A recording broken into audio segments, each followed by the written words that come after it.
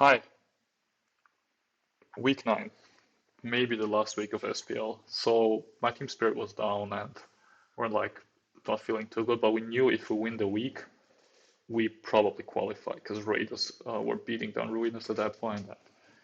Well, like essentially it was mostly in our own hands. So this was like the most important game of the season. Not only for the team, but also for me personally, because I did not want just another +1 record. I wanted to be better than that, right? 5-4 was not good enough for me, especially after last week, and I felt like I deserved better. So it was a big week. I was feeling some pressure, and like I felt like I really needed to perform for us to make it through to the next round, because up until that point, essentially I was one of the better performing slots on our team. And I was up against Kristyl, whose team was already out. So when a team is already out, you know they're probably not gonna try the hardest to win, but rather try and like be flashy and shit. That's generally what people do, and it's also just difficult to play with somebody with the back against the wall. But I wanted to stall. I've been trying to stall all season, but I never built a good team, and it was partially due to essentially there being very little teams that beat other stalls reliably, because Clef just forces shit out. So I was like looking for shit, like how to deal with Clef, and other teams just switch Hippowdon in and then take a few seismic tosses and slack off and roar and then just try and wear down Clefable's PPs, and I do not like that. If it's got like Encore, it's suddenly problematic. If Hippo gets poisoned, it's suddenly problematic. So I wanted to build a stall team that does well against other stalls, and I came up with this technology with its essentially Revenge Hippo, and it works super well. It worked really well in some tests. It didn't work well in the actual game, but it worked well in tests. And essentially what you do is you come in on Clef, preferably on a slack off. You on a softball, I mean, you EQ and then you EQ again until they recover to like their best possible health outcome, and that's usually when they start clicking Seismic Toss. And the first time they click Seismic Toss, you click Revenge, and you almost always KO. Actually, this has had some attack EVs. I forgot to change that again. I don't know why I forgot to change that. But essentially, if you look at Clefable OU support, like they're around 76. So EQ does 35 at the very least. I need to double the base power here. Oh no, that's too much. 35, so you run enough attack so that you, where's the stat? So that you, well, what you need? You need EQ to do at the very least enough to put it into like a really good range for, it's not that much. I had like 70, 72 I think or something, no less than that. I wanted EQ to always put it at least EQ to at least 230 after leftovers, so that even if I get a bad roll, I can always revenge and try for a good roll, and then force mind games that way. So I had like 70, 72 I think. Because you can EQ repeatedly until you get a good roll. No, wait, I had more because I wanted a high roll to guarantee a good EQ roll to almost guarantee a revenge KO. It was like that. I had like 92. That's what it was. I don't know. I actually didn't bring it in the game, which made me think. I don't know. It didn't synchronize or something. But in the game, essentially, I didn't bring it and made me think that she has bold clef when I was just wrong. If clef's like 0 def, then you just obliterate it. But this is like the AV spread for like the mixed fighting clefables. This is one way I had to deal with Saw, and the other way was to beat Stall by having my combine clefable. And with these two hazards and the spin blocker, I'm good against Stall. This team's called Cocaine Stall, by the way, because it has Revenge Hippo and because of this Raja set. Yeah, a lot of stall teams struggle against Gengar, a lot of stall teams struggle against Machamp, and a lot of stall teams struggle against Breloom. And Psychic on Rachi sort of deals with all of that. It's kind of a weird set, but it does well again. It does enough against Gengar and Breloom, so I can run minus as attack. Fire Punch is important against Lucario because that's always a problem for stall team, and Protect and Iron Head is obvious for obvious reasons. I really need Protect, and I really needed it to be super bulky because I didn't have a reliable Specs Ladi switch in other than fully SDF Skarmory with Chet Shell, so it's not perfect, and I wanted a backup plan. Usually against Specs Ladi teams, these two are fine. You can go this until it dies, and eventually when it dies, you have at least one more switch in with Rachi, and by the time that's happened, you have probably prepared the Calm Mind Clefable sweep already, or the CM Ladi sweep. And in a pinch, Hippo can like come in after a sacrifice and slack off and just live forever. I run on Toxic Revenge because you toxic Latios, you revenge Clefable, you toxic Rodoms and force it to sleep, and you're so good against other stall teams and just against so much stuff. It's such a good set. I really love this. You can drop the attack and just pray for good rolls against a physically bulky Clefable, but it just takes a while. It just takes a while, and you still force it out even if you don't kill it, which is already good enough. Then I have the dual Calm Mind Core. Originally I had a Refresh here, and then I tried Roar, and I was super weak to Heatran. So I was like, oh, I need to put Surf, but that sucks. Then I don't hit Rachi as hard anymore, and it doesn't do much to Heatran. Then Bluebird had a genius idea to just put HP Ground, because that hits T-Tar, it hits Rachi, it hits a Heatran.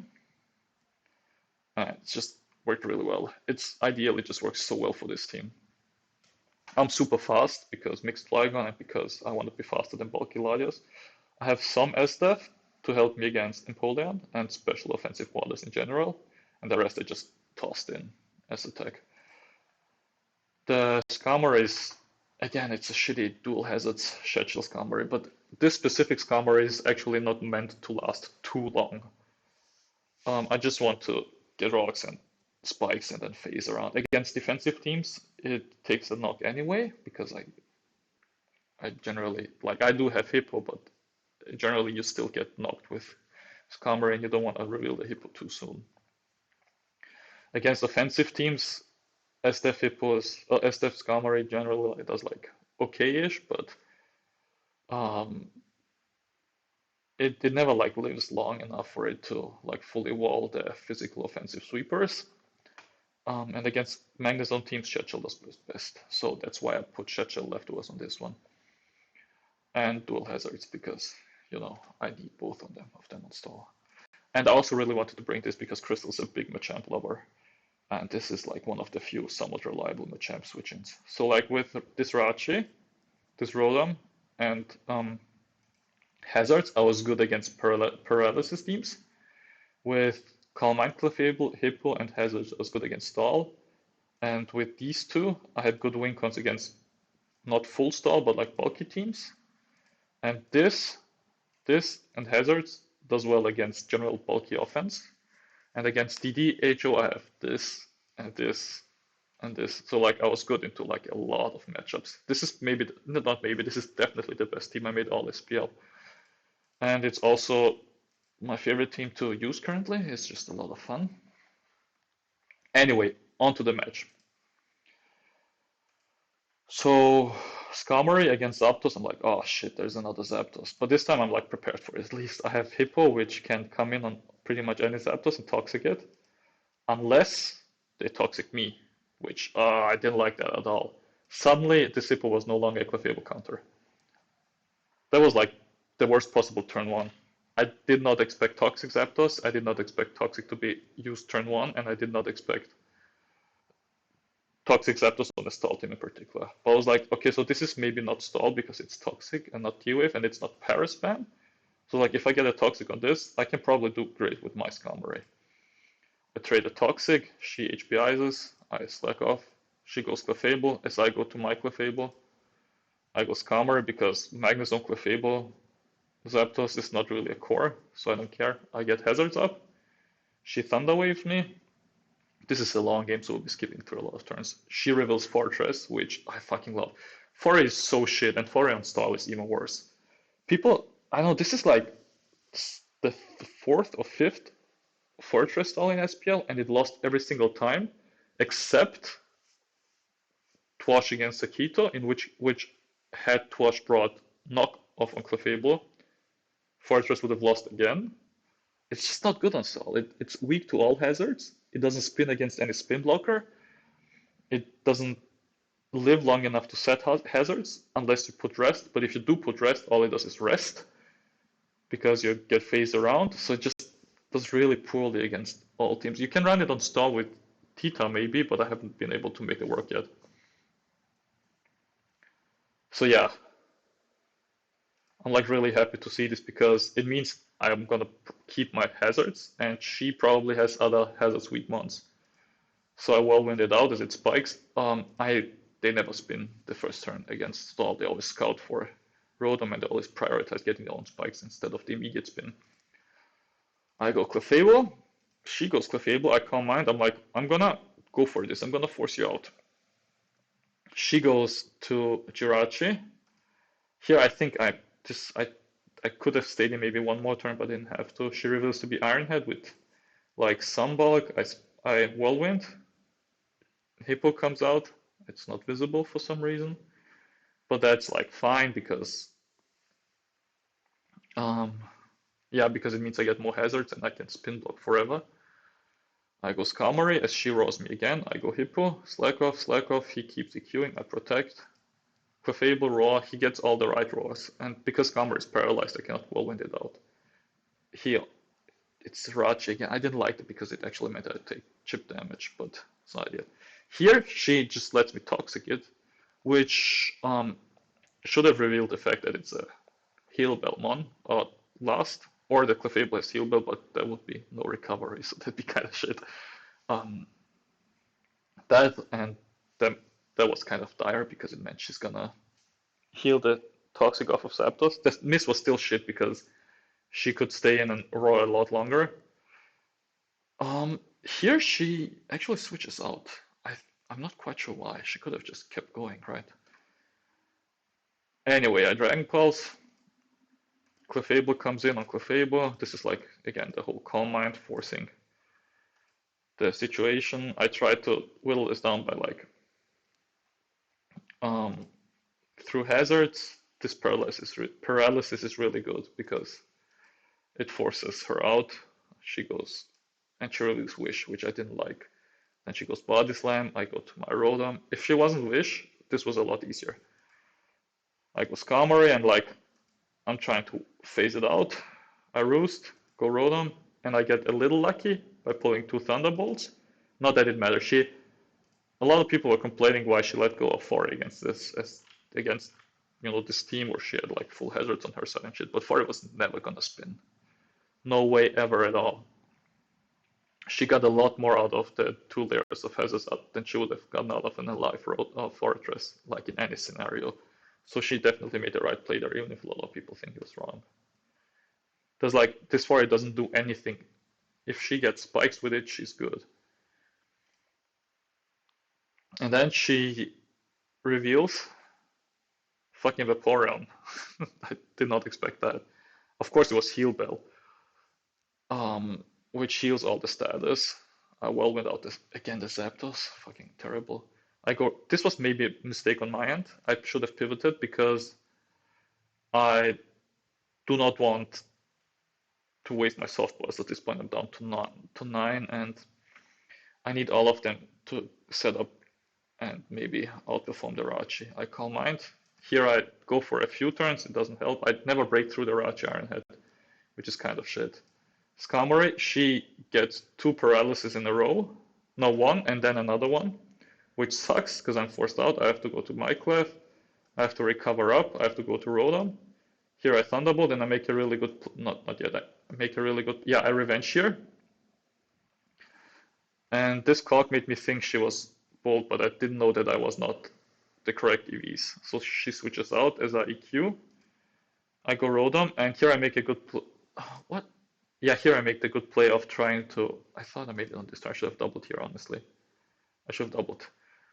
Here I made a good play of going Skarmory on the recover to roost up while it's still paralyzed, but I unlucky. I get I get full para, and this is kind of shit. So here I'm down 4-5.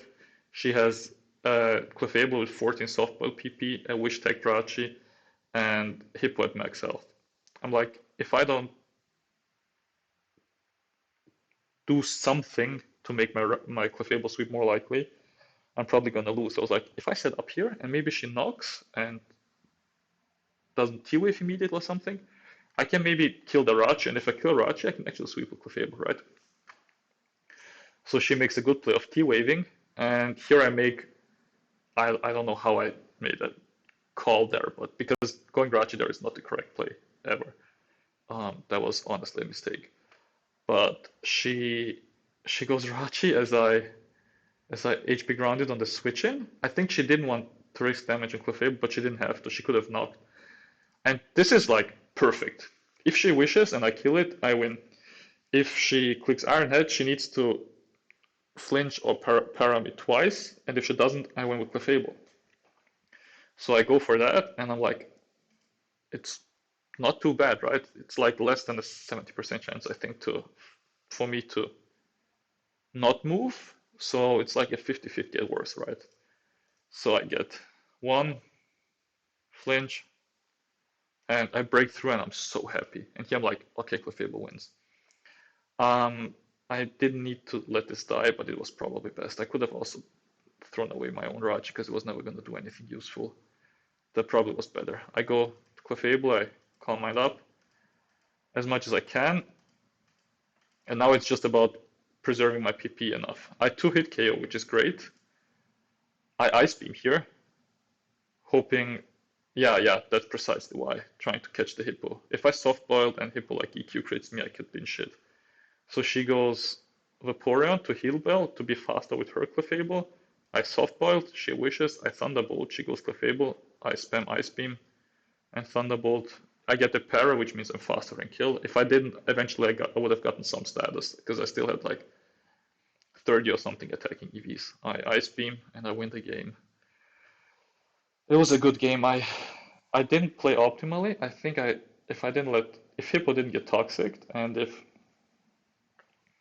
I could have kept my Skarmory, and I also would have been a little more proactive in getting the damage on the Rachi with like double switches and shit, and used my own Rachi to pressure.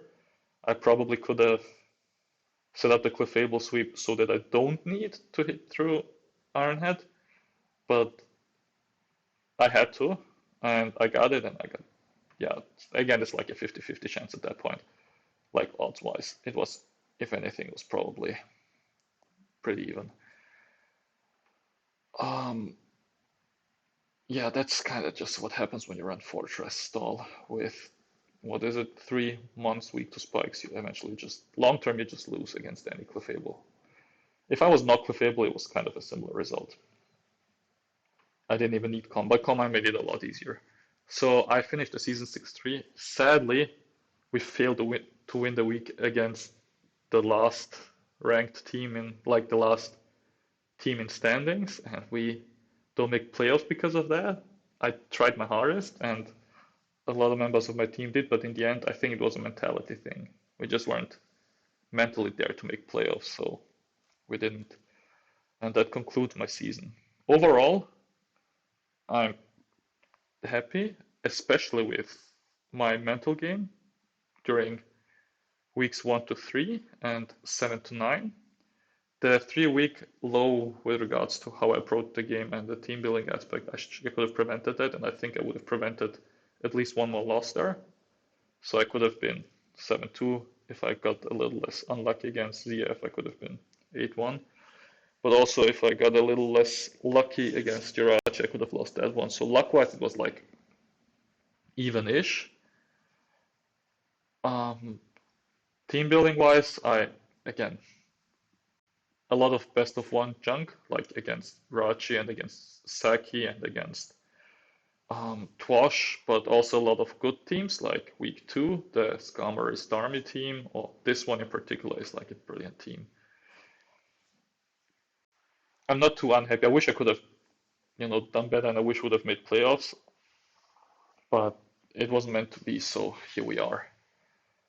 Hope you guys enjoyed this, and hope you guys enjoyed the whole series. Hope you guys liked the games and the teams, and yeah, maybe I'll do some leathering or some other sorts of videos, I don't know. Or maybe live record my other tournament games if I play one. There's a DPP Invitational coming up, so I'm probably gonna record a lot of that and see what I can do. Have a wonderful day. See you.